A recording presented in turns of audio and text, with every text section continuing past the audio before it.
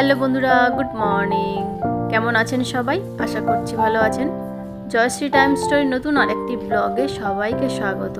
আমি জয়শ্রী, প্রত্যেক দিনের মতো আজও নিয়ে চলে এসেছি নতুন আরেকটি ব্লগ, নতুন আরেকটি দিন। আজ ব্লগটা অনেক বেলা থেকে শুরু করছি। অনেক বেলা বলতে এখন বাজে প্রায় 10টা। আর আজ তেমন কোনো চাপ নেই। আজ যেহেতু সানডে, ছেলে বাড়িতে স্কুলে যাওয়ার বিষয় নেই, তারপরে হাজব্যান্ডও আজকের বাড়িতে আছে, কোথাও বেরোবে না, ওই জন্য আস্তে আস্তে দিনটা শুরু হয়েছে। এখন বাড়ি একদম ফাঁকা। ফাঁকা বলতে ছেলে হাজব্যান্ড দুজনেই বেরিয়েছে একটু বাজার করতে, বাজারে, আর আমি আছি ঘরে। আস্তে আস্তে আজ রবিবার ঠিকই, কিন্তু আজকের খাওয়া দাওয়া হবে আমাদের নিরামিষ।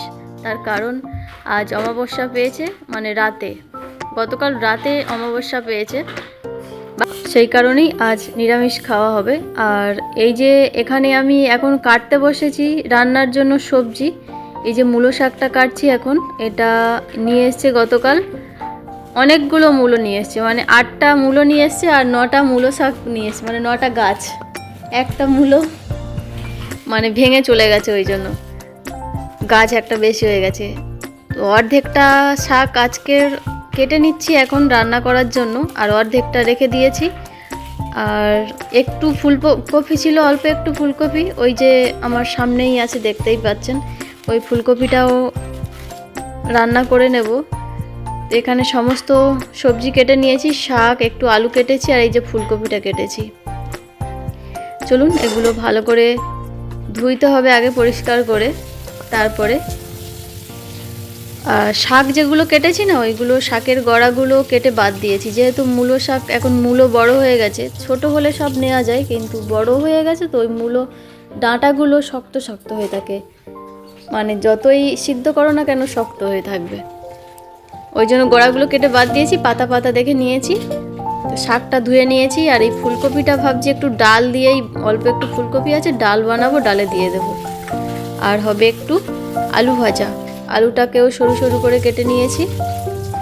আজ দুপুরবেলা শাক ভাজা, আলু ভাজা আর ডাল, এইটুকুই আমি প্ল্যান করেছি আপাতত। তারপরে জানি না বাজার থেকে আসার পরে আবার কি হবে। এখন এগুলো ভালো করে ধুয়ে তারপরে ভাবছি স্নানটা করে নেব ওরা আসার আগে, না হলে দেরি হয়ে যাবে। আর এখানে চালটাও একেবারে নিয়ে নিলাম, চালটাও ধুয়ে নিচ্ছি। রান্নার সমস্ত কিছু রেডি করে গুছিয়ে রেখে তারপরে ভাবছি যে স্নান করতে যাব। তার কারণ ওরা, মানে হাজব্যান্ড বাজার থেকে, হাজব্যান্ডও স্নান করবে, বাথরুমে যাবে, তারপরে মন্দিরে যায়। তখন আমিও যদি রান্না বান্না কমপ্লিট করে ফ্রি হয়ে যাই, তাও যেতে পারবো না। ওই জন্য ভাবছি যে এগুলো রেডি করে রেখে দিয়ে তারপরে স্নানটা করে নেব। তো এখানে ভাত যেহেতু প্রেশার কুকারে বানাই, চালগুলো প্রেশার কুকারের মধ্যে দিয়ে পরিমাণ মতো দিয়ে দিলাম জল, দিয়ে ঢাকনা দিয়ে ঢেকে রেখে দেব। আর এখানে এই যে এইগুলো পরিষ্কার করে ধুয়ে রেখে দিলাম। তো বন্ধুরা, সব কিছু রেডি করে রেখে তারপরে স্নান করে চলে আসলাম রান্না বসাতে, এখনও ওরা ফেরেনি। আর এখানে দু সাইডে আগে দুটো কড়াই বসিয়ে দিলাম, দিয়ে দুটো ভাজা আগে বানিয়ে নেব, তারপরে লাস্টে ডাল আর ভাত বসাবো। এখানে একটা এতে আলু ভাজা হবে, মানে এই অ্যালুমিনিয়ামের কড়াটায় আলু ভাজা বসাবো। আলু ভাজার পরিমাণ যেহেতু কম আর শাকটা অনেকটা পরিমাণে বেশি, তাই শাক ভাজাটা বানাবো এই যে ননস্টিক কড়াইয়ে। দুটো কড়াইতে তেল দিয়ে দিলাম। আর ঘরটা একদম শান্ত, মানে ছেলে নেই তো ওই জন্য একদম ভালো লাগছে না। ও থাকলে সব সময় মাম্মাম মাম্মাম করে, বা এমনি গান করে, মানে চুপ থাকে না। বাচ্চারা থাকলে যেটা হয় আর কি, একদম এখন মানে ঘরে নেই, একদম নিস্তব্ধ, কোনো ঝামেলা নেই, কোনো কিছু নেই, কোনো আওয়াজ নেই, ভালো লাগছে না। ও থাকলে হয়তো একটু বিরক্ত হই মাঝের মধ্যে, কিন্তু না থাকলে আবার ভালো লাগে না। তো এখানে আলু ভাজাটা বসিয়ে দিলাম। আর তারপর এদিকে শাকটার জন্য ওই যে শুকনো লঙ্কাটা দিয়েছি, আর একটু এখানে দেব জিরে ফোড়ন, দিয়ে শাক ভাজাটাও বসিয়ে দেব। আর আজকে টুকটাক কিছু বাজার আনতে বলেছি হাজব্যান্ডকে, মানে অনেক কিছুই কমে গেছে, কি করবে জানি না। মানে হোয়াটসঅ্যাপে আমি লিখে পাঠিয়েছি, বললো যে আমাকে লিখে পাঠাও, কিন্তু আদৌ দেখেছে কি জানি না আমি সেটা। আমাকে ফোন করেছিল, তখন আমি স্নান করতে গেছিলাম, তারপরে বের হয়ে ফোন করলাম, বললো যে 1 ঘন্টা আগে ফোন করেছি আর সবে ফোনে রিপ্লাই দিচ্ছে। কিছু করার নেই, আমি তো শুনতেই পাইনি, বাথরুমে ছিলাম। যাই হোক, এগুলো বসিয়ে দিই, ওরা কখন আসে দেখি। শাক ভাজাটাও বসিয়ে দিলাম। আর আমার হাতে এই যে কালো দাগটা দেখছেন না, এটা হচ্ছে প্রেসার কুকারে ছ্যাঁকা খেয়েছিলাম। অনেক দিন হয়ে গেছে, কিন্তু আগে যে ঘরটাতে থাকতাম ওই ঘরটাতেই ছ্যাঁকা খেয়েছিলাম, কিন্তু দাগটা আর কিছুতেই কমছে না। অনেকটা কমে গেছে যদিও। শাক ভাজাটাও বসিয়ে দিলাম।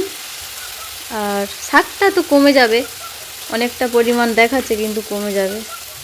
তাও দুজনের জন্য শাক ভাজাটা বেশি হবে, কিন্তু কিছু করার নেই, রেখে দিলে শুকনো হয়ে যাবে শাকগুলো। আর ওই জন্য ভাবলাম যে বেশি পরিমাণ হোক, অর্ধেকটা ভেজে নিই আর অর্ধেকটা আবার পরের দিন ভেজে নেব। এখানে দুটো ভাজা তো বসিয়ে দিয়েছি,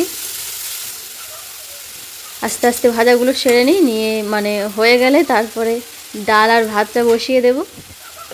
ভাজাগুলো মানে ভাজার পিছনে সারাক্ষণ থাকতে হয় না, মানে নাড়তে হয় সারাক্ষণ, নেড়ে নেড়ে রান্না করতে হয়, ওই জন্য এখানে দাঁড়িয়ে দাঁড়িয়েই রান্না করতে হবে। আর বাকি যেগুলো আছে, ধরো ডাল আর ভাত, ওগুলো তো এমনি বসিয়ে দিলেই হয়, মানে সিদ্ধ হবে প্রথমে, তারপরে অতটা সময় দিতে হয় না। এগুলো যেমন দাঁড়িয়ে দাঁড়িয়ে রান্না করতে হয়, ওর পিছনে অতটা সময় দিতে হয় না। হ্যাঁ, চলো আজকে 3 জনে মন্দিরে যাব, আমার স্নান হয়ে গেছে। হ্যাঁ, এগুলো সব রকম বাজার আছে মনে হয় না, তো আটা ফাটা আনতে বলেছিলাম, জেনেছো? হোয়াটসঅ্যাপ করতে বলেছিলাম, লিখে দিয়েছি তো হোয়াটসঅ্যাপে।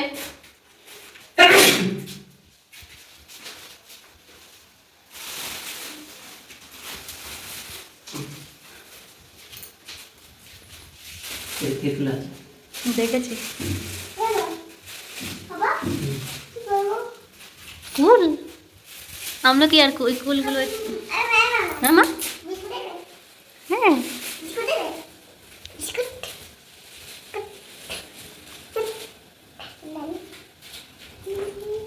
ওটা মন্দিরের জন্য। চলো আমরা আজকের মন্দিরে যাবো 3 জনে। এই যে আলু ভাজা বসিয়ে কিছুক্ষণ পরে তারপরে ছেলে আর হাজব্যান্ড চলে আসলো, আর এখন প্রায় ভাজাটা হয়ে গেছে, আলু ভাজা নামিয়ে নেব। রান্না বান্না সমস্ত কিছু কমপ্লিট করে চলে আসলাম মন্দিরে।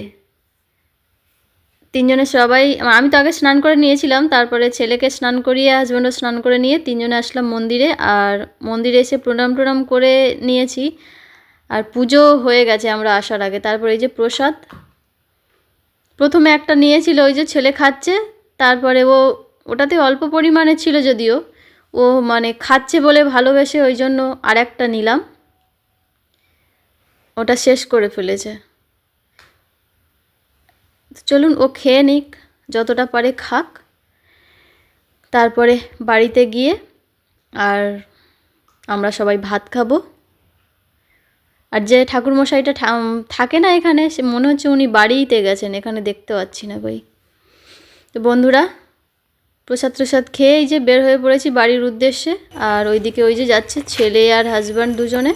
আর এখানে অনুষ্ঠান হচ্ছে, মানে বাচ্চাদের খেলা হচ্ছে, বিভিন্ন ধরনের খেলা, ওই যেমন হয় না দৌড় প্রতিযোগিতা, তারপরে শ্রুতিলিখন যেগুলো শুনে শুনে লেখা, এইসব বিভিন্ন ধরনের হচ্ছে।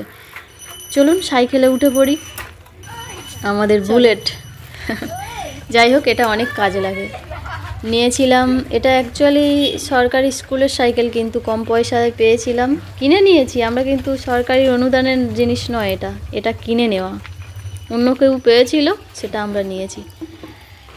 তারপরে এই যে বাড়িতে এসেই বসে গেছি, রান্না বান্না করে রেখে দিয়ে বেরিয়েছিলাম, আর খিদে পেয়ে গেছে। এখানে হাজব্যান্ড বাড়ছে ভাত। তো বন্ধুরা, খেয়ে নিই। আজ এ পর্যন্ত, ফিরে আসছি পরবর্তী ব্লগ নিয়ে। সবাই ভালো থাকবেন, সুস্থ থাকবেন, আর ভিডিওটি কেমন লাগলো অবশ্যই কমেন্ট করে জানাবেন। যদি ভালো লেগে থাকে তাহলে একটা লাইক করবেন, আর চ্যানেলটিকে সাবস্ক্রাইব করে বন্ধু হয়ে পাশে থাকবেন। আজ এ পর্যন্ত, টাটা।